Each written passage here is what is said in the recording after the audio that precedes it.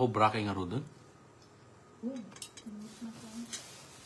Nasakti namin yung lapis na bilang nakwala.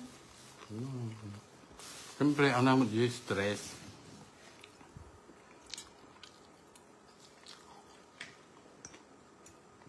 Siyempre, stress level. Puro sa kaman ito. Ako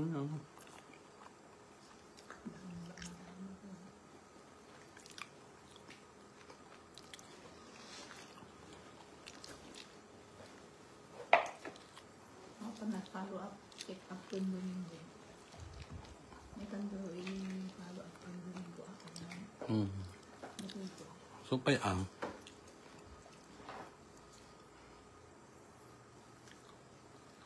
Naku kami doktor. So, pa'y. Nung amin na, gada, doon nga papangas ko na ang ano. Ako na saya at may doktor na ko kung nakaduklistaan din. Tinawag na Kaya? bayad. Yun, na gano'n.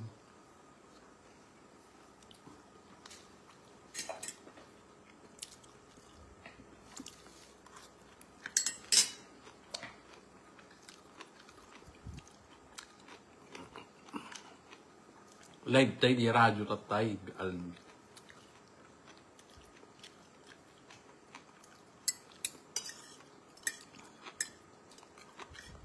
Bukta ko na kagakan ka dyan. Ah, Ang ubram. Nape ubram ka di. awan na. Tanawang na ba?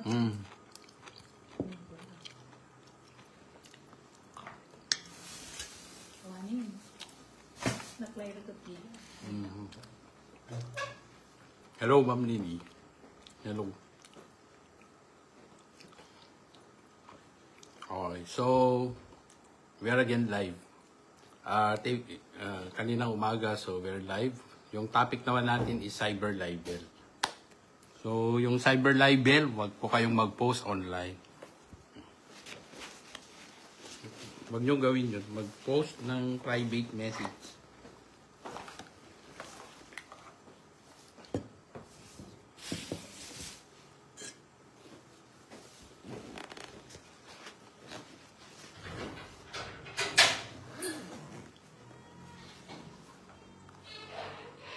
Okay, so yun, yung point natin dyan is, di ba, mahilig kasi tayong mag-post ng private messages online. So, sabi ko nga, while it is true na there is truth about the post that you made, it's because you were able to capture the message, the conversation between two individuals.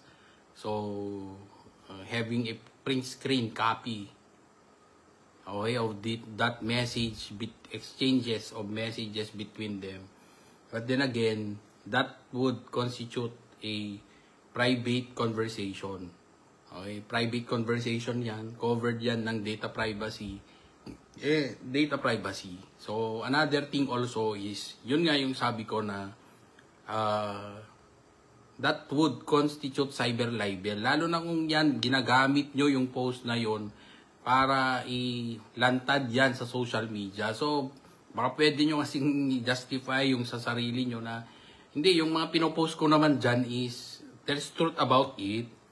So, tama naman kayo kasi nga print screen nga yan eh. Wala ka namang inalter doon sa message. But then again, yung pinaka main element of this, what we call cyber libel, is actually yung intention, okay? Intention to harm that individual. So, hindi tama yan na you harm that individual because of that post. Hindi mo pwedeng gamitin na justification na it's because, yun nga, wala. Gusto mo lang sabihin, liwanagin sa tao yung side mo about an issue. But then again, that's a private matter na walang pakialam ang ibang tao. So, kung yan, may issue ka doon, di sabihin mo sa taong concerned, di ba? So, and one thing more, most especially, yung case naman na yun ay they are still, okay, in a boyfriend-girlfriend relationship, di ba? So, merong nagsabi na bawsi daw yun. So, sabi ko, hindi naman.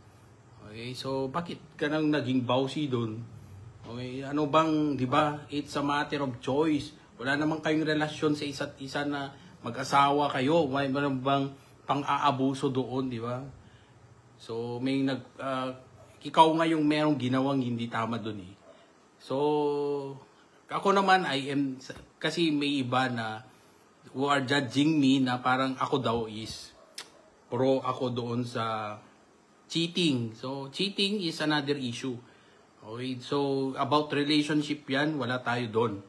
Okay, yung sinasabi lang natin ay sa ilalim ng batas. Okay, so anong point po doon? Sa ginawang pag-post, okay, ng private conversation. So, okay, yung cheating man yan, so, okay, tingnan natin sa legal na aspeto, yung pag-cheat or pagsisinungaling sa isang boyfriend, girlfriend. So, what are you going to do? Meron bang violation yan sa batas? Wala naman kasi wala pa naman kayo relationship. Would that constitute? Okay, like for example, sabihin ba natin adultery yan? Concubinage ba yan? Yung sabi ko naman, assuming ka kasi hindi pa naman kayo married, di ba? You're not yet married. In papers, you are not legally married. Okay, boyfriend, girlfriend pa lang kayo na level, di ba? Okay, so kasi meron akong nabasa doon na parang, okay, ngayon, yung ganyan na sinasabi mo, parang you are tolerating cheating. Okay, so wala pong ganun. Okay, so hindi tayo galit, pero gusto lang nating liwanagin. Okay, sa mga, hindi naman Ma'am Cherry, hindi tayo galit, pero that's how we express our true feelings. Ngayon, kasi nga, misconception kasi yun. Lalo na sa mga, we are educating, especially the youth.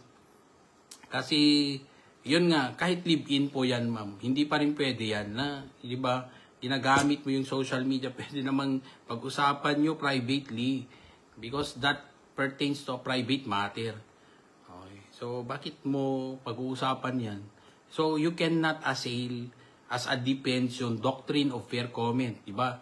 Or yung truthfulness of the post, kasi nga mayroong ng post gaganyan, di ba? Kaya lang, truth will not, the truth of the matter cannot be used as a defense. Hindi yung pwedeng depensa mo yun. Ang punto ko lang dito is that if things or matters that are private in nature, you deal it privately, ganun lang yun. Hindi naman tayo, hindi ibig sabihin na we are favoring those acts of cheating. Hindi po rin po tama yun. Pero hindi yan kasi, hindi yan, tawag nito, hindi issue legal yan eh. Yung cheating na yon na, diba, hindi pa naman kayo married. Ayan, yung mga may psychological, pwede yan po, bawsi, dating relationship lang. Okay, so kung meron kayong dating relationship, ayos na po yun na pwedeng, ano yan, violation yan ng bawsi. Okay, so violation ng bawsi yan pag meron ng, yan, psychological harm. So, di rin tama yun. Okay, so yun po yung point. Liwanagin lang natin. And of course, tayo kasi we are not promoting any form of violence. Lalo na sa mga tawag nito sa eskwelahan, for example, di ba? Merong mga ginagawang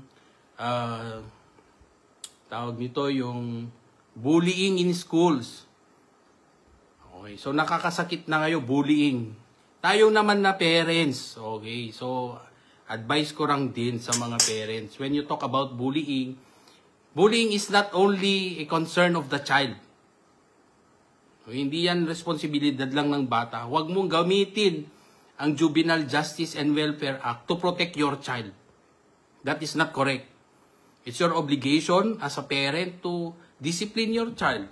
Okay, your child might be, your child is below 18. Okay, 15 years old below, exempted from criminal liability. Kasi nga, di ba, sa Juvenile Justice and Welfare Act, na 15 years old below are exempted from criminal liability. But then again, okay, when there is a crime committed, di ba, may krimen na nangyari, it will arise two forms of liabilities. First is yung criminal liability, and according to Article 100 of the Revised Penal Code, every person criminally liable is civilly liable. So ngayon, exempted yung anak mo from criminal liability because of his or her age. Kaya lang, merong naiwan dun. Kasi nga, in a crime, there are two liabilities to speak of, criminal and civil. So pwedeng panagutin yung anak mo. And ikaw din na parent, di ba? Na you are also liable of the vowsy. Okay? Or the Anti-Child Protection Act. I mean yung ating Anti-Child Abuse Law. Okay, so 7610 and 9262. So yun nga, yung, di ba, tayo kasi na parents minsan, di ba, tayo pang nagtuturo sa ating anak na when they are into that kind of situation, wherein yung anak nyo ay, they acted like bully, anong gagawin natin? Or yung anak natin may sinaktan na iba, oh, tama yan. Gawin mo yan, tama yan. Protektahan mo yung, is it way of protecting? Okay, yung tinuturo mo sa anak mo, hindi. You are tolerating a bad act of that child. Diba? So, dapat maliwanag to sa ating mga anak. Dapat ituro natin sa kanila yung mga compassion, ganyan, sa mga anak natin. Na when they are into this kind of situation, anger management ang ituro mo sa anak mo, anak, huwag kang mainit ang ulo. Kasi sa ilalim ng batas, meron tayong pananagutan. As simple as that. Kasi you know already what is right or wrong. At bakit? Kasi ang pananakit sa kapwa is inherently evil. Diba? So, kaya ano rin ako na I am saddened the fact that we as parents are the ones promoting form of violence to our children. So, sana wag ganon. Okay? So, wag sana tayo ganon as parents. Dapat tayo yung nagtuturo sa kanila na, anak, kung may ganyang situation, layuan mo na lang. Okay? Kung yan nakaka-trigger sa iyong anger, wag mong gawin yan kasi meron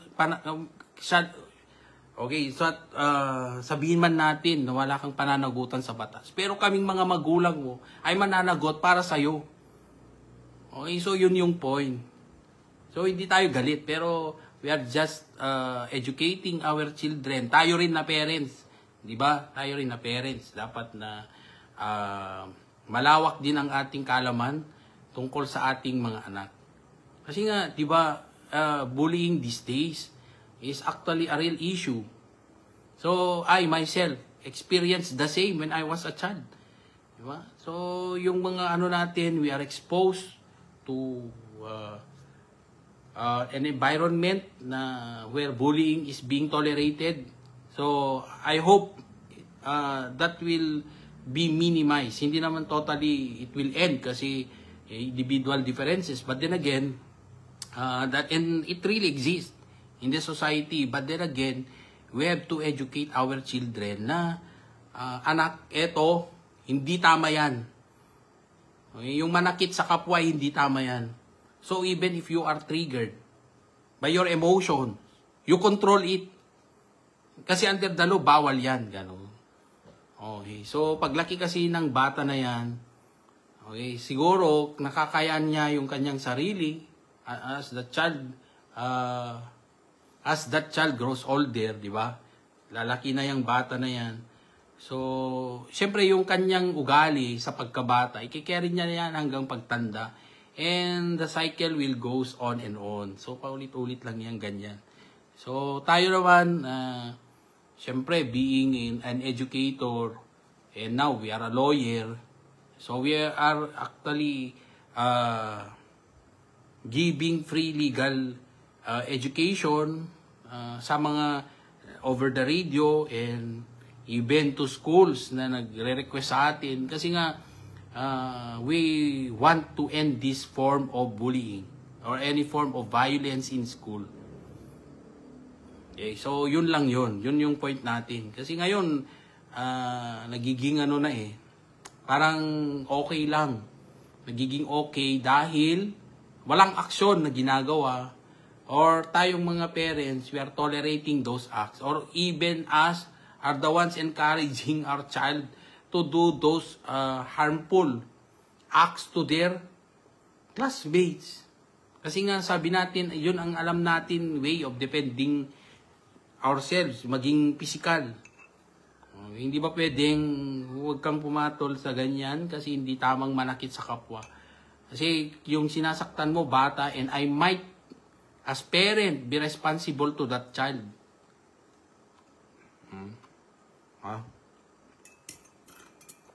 Okay, so kahit na tayo ay medyo nadadala sa situation, that makes the difference. Kasi tayo, kahit na nadadala tayo sa ating mga sinasabi, still we remain to be, but tayo ay ano pa rin, nakakain pa rin.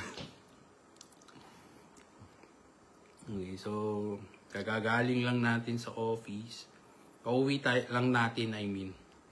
Pagkagagaling naman, sobra naman akong late na umuwi. Okay, anyway. So, yung point natin. Sige, siyempre, nagagalit nga tayo dun sa yung mga, hindi nga, yung unang kong pinunto dyan is, nagpapasalamat lang ako doon sa ating mga nakinig kaninang umaga tungkol sa pagpapaliwanag natin sa mga cyberbullying. So, yun. Nagpasalamat lang tayo. But then, we shifted to yung ating bullying. Kasi nga, ewan ko, marami na kasi sa eskwelahan yung mga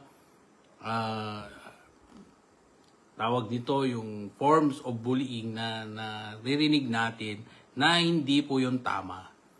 Okay, so ewan ko kung na ano lang tayo, we are saddened by the fact na tayo ay nakakarinig. And of course, hindi maiwasan na yung ating mga part of our families might be a victim of bullying. Kaya yun yung pinupunto natin ngayon.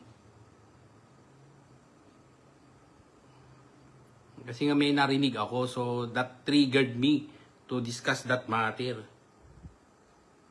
Para i-educate natin yung mga bata, lalo na kayo. Yung mga piling bata din dyan, di ba? Ewan ko nga, kasi saan humuhugot yung mga iba na they do these kinds of bullying, even sa office, di ba? May mga bullying din. Kaya lang kasi, yung anti-bullying act natin only covers those who are 18 years old below. Kasi nga, tawag nito, yung coverage niyan are those who are under DepEd. O, yung DepEd natin hanggang senior high lang. And one thing more also is that you're already, yung child as a victim of bullying is yung definition ng child natin, 18 years old below.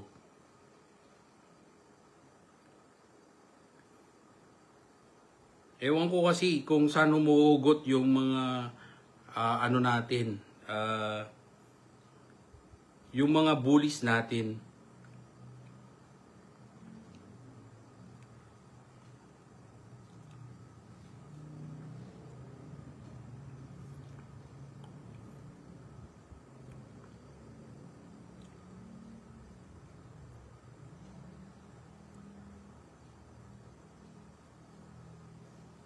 And another thing also is that yung tawag dito, yung di ba kung ayaw mo yung pinapanood mo, you also have that freedom not to listen. Di ba? So, parang tayo kasi dito sa Pilipinas, we tolerate those acts na parang okay lang na we comment negatively to a certain situation. Hindi natin kasi practice yung tawag nito, yung na kung yung bagay ay ayaw natin, better leave, di ba? Huwag ka nang ikaw pa yung namumuno doon sa bashing, ganyan. Kasi nga dito, wala pang pinapanagot kasi sa ating mga cyber libel. Parang pag meron na kasing nirereklamo na tao, di ba? pag meron nang nirereklamo na tao, ang ending, magsasorry. Okay, magsasorry na yung isang tao, and tayo naman, forgiving, it ends up na tawag nito na tolerate, okay, yung mga hindi tama na okay, kung hindi to, di ba, kung kakasuhan na, ayun, magsosorry, and then hindi na itutuloy yung kaso dahil nga nagsorry na. But then again, ulit-ulitin lang, and then nagiging okay na lang sa lahat or sa iba. I mean, hindi natin lalahatin na nagiging okay na sa iba yung hindi tawa. So sa akin, we are using this platform to correct those mindset, okay? Tama rin na itama natin yung mga ganun. Yun lang yung point.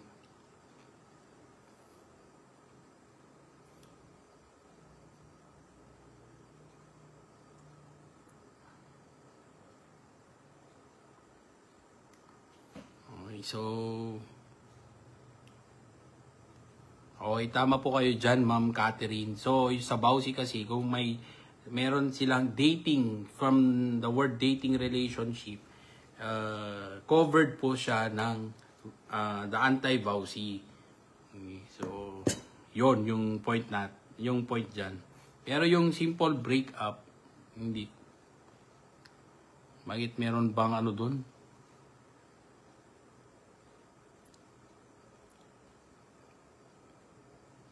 Okay, so we are just sharing. Okay, we are just sharing actually. Sinishare lang natin, di tayo galit. Bakit tayo naman magagalit?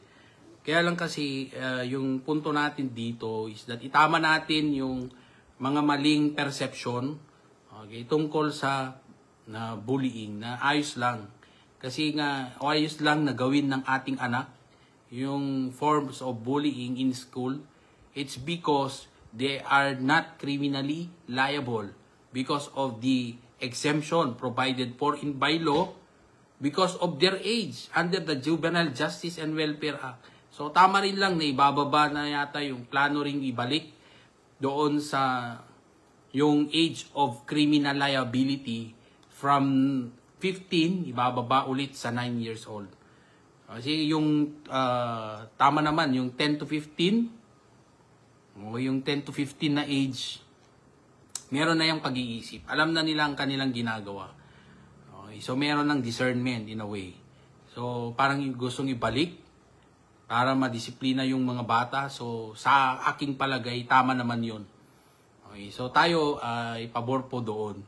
Kasi nga noon, di ba, mas disiplinado nga yung mga bata eh. Because they are not exposed into social media. Wala pa naman nag-influence na social media. But then again, yung age of criminal liability,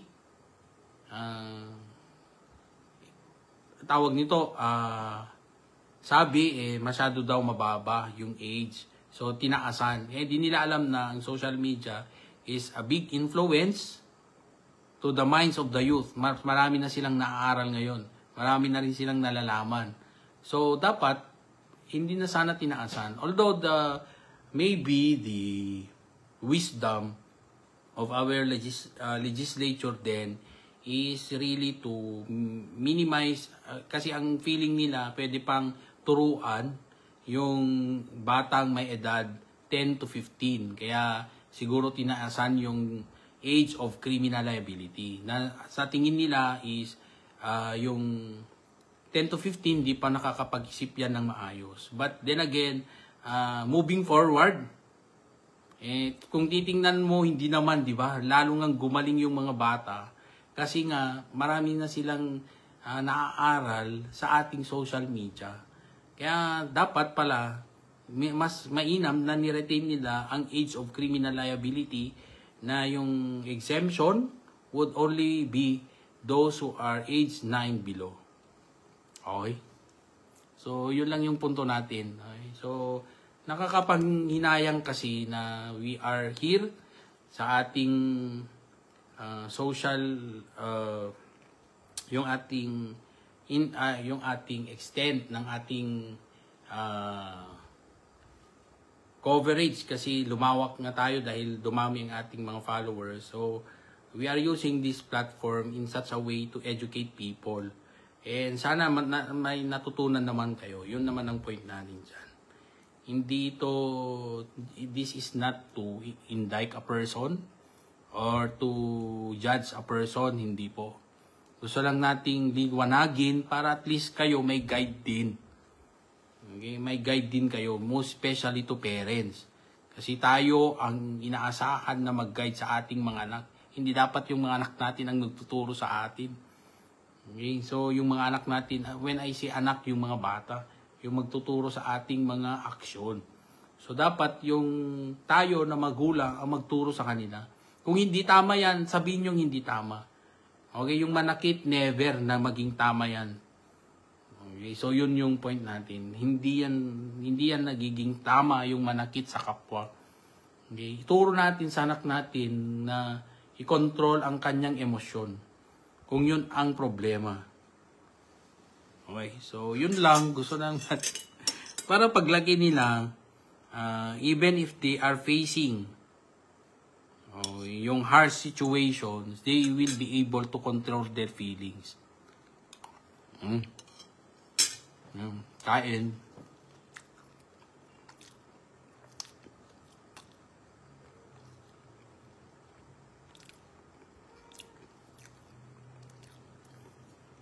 Okay, so yun lang gusto nating liwanagin dyan. Okay, so kumusta naman po ang lahat?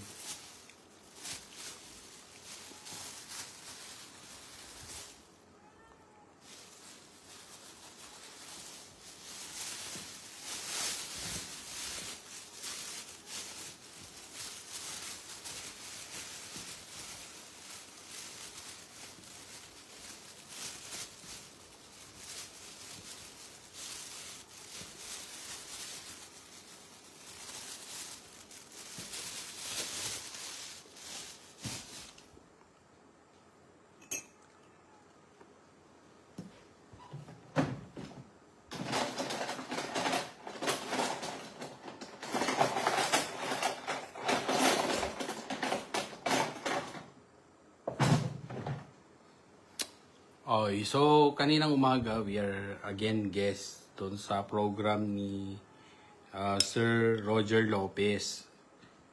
So yun, yung tinanong niya naman is tungkol doon sa amendment ng ating amendment daw. Proposed, I have yet to see a copy of the proposed amendment of our revised penal code kasi sobra na daw luma. So, okay. Maganda naman na naisipan yun. Pero sana, kung titingnan mo naman kasi, when you talk about the revised penal code, wala namang, ang i-adjust lang siguro doon yung mga penalties to be imposed. Or, kasi all through the years, meron ng amendments na ginawa. Like for example, yung age of criminal liability, tinaasan. Through, yung Juvenile Justice and Welfare Act, inamend niya yung some of its provision, particularly the age of criminal liability. Ngayon, yung mga penalties to be imposed, inamend din. Lalo na yung fines. Yung multa.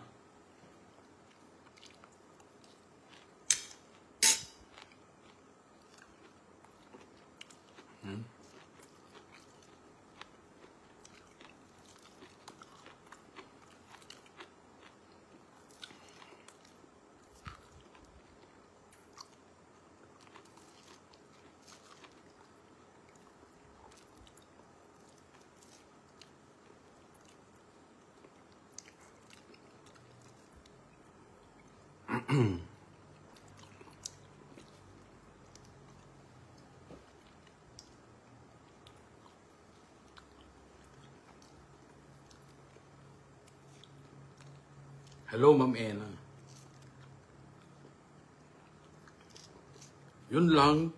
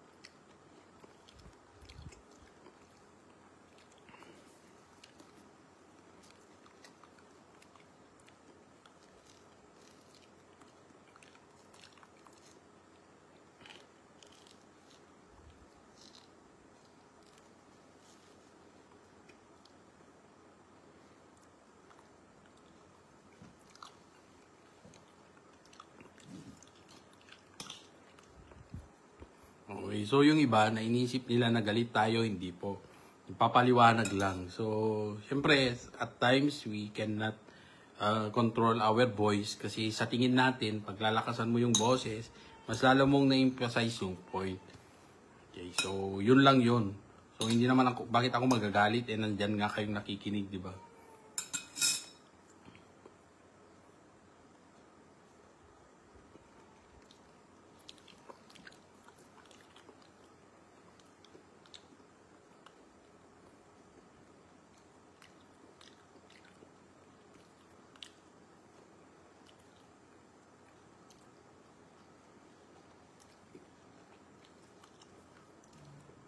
Niya si Anthony and every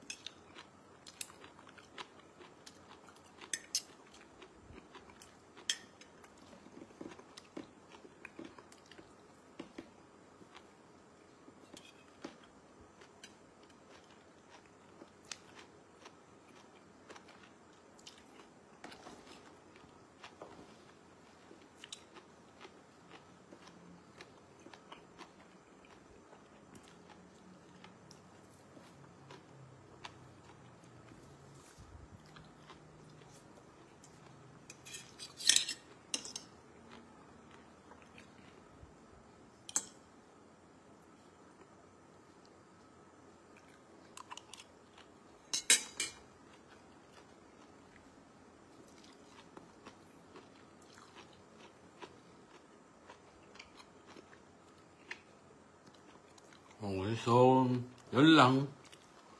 And then, kain tayo.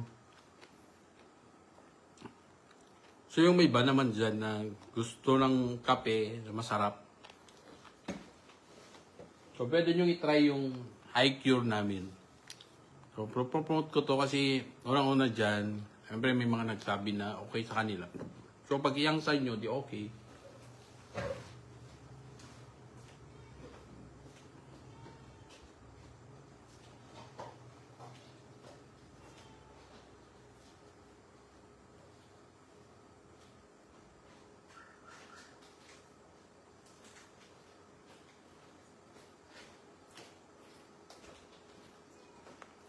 Pag okay sa inyo, di ayos.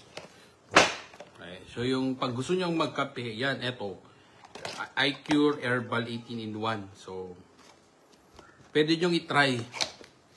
And this is the one that I'm also drinking in the morning. Ito. Yan. So, baka gusto nyo, so you can try.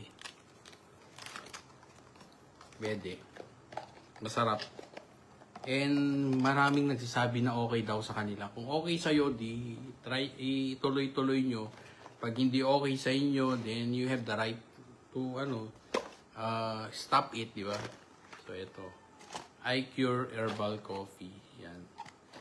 So pag gusto nyo rin ng local product, okay, pwede to. Yung sa amin, di ba? So pwede. You can buy this one. Lalo na yung mga may nag-abroad, ganyan. Magdadala ng mga local delicacy. So, syempre, hindi mo na madala yung sabaw, di ba? Hindi mo madadala abroad. So, pwede mong try ito. Okay. So, pwede. Hindi, just sharing. So, hindi ko naman kayo pinipera sa bumili. So, nasa inyo yun na yun. Kasi it's a matter of choice. So, it's your choice. Okay, so yun lang. Sinishare ko lang sa inyo. So, kain po tayo.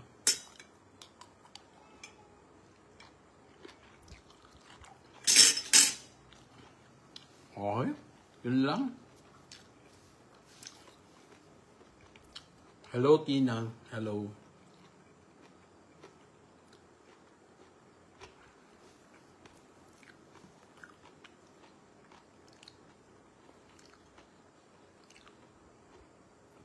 Hello po sa lahat.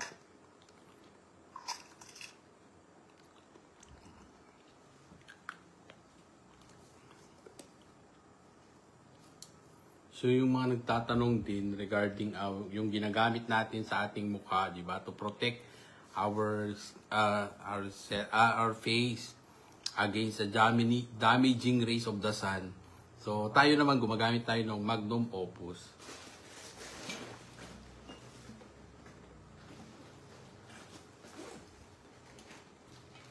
Magamit tayo actually ng sunscreen. So, hindi ko rin alam ang sunscreen before until such time na may nagsabi sa akin na kailangan ko daw mag-sunscreen. So, pag gusto nyo bumili, ito, meron yan sa Facebook page niya. Yan, yung Magnum Opus, yan, sunscreen. Ito yung for men. So, ito yung for men, ito yung for women. So, pwede ko bang gamitin ang for men sa akin kahit babae ako? At yung for women, gamitin ko kahit na for women ito, lalaki ako. The answer is yes. What spells the difference is only the, tawag nito, yung kanyang scent, amoy. So, pag gusto mong gumamit, so, ano mo lang, wag namang gawing lotion, konti lang dapat. Then, you apply it to your skin. Okay, doon sa mga possible na magkaka-dark spots, okay? So, light lang. Light na paglagay, di ba? Okay, so, ganyan na muna. Okay, so, that's it for now. And I wish you all a happy good night. Happy good night. O yan, happy na good pa. Di ba? Have a good night's sleep to all of you. Pero bago kayo matulog, kumain muna kayo. Okay, so bye.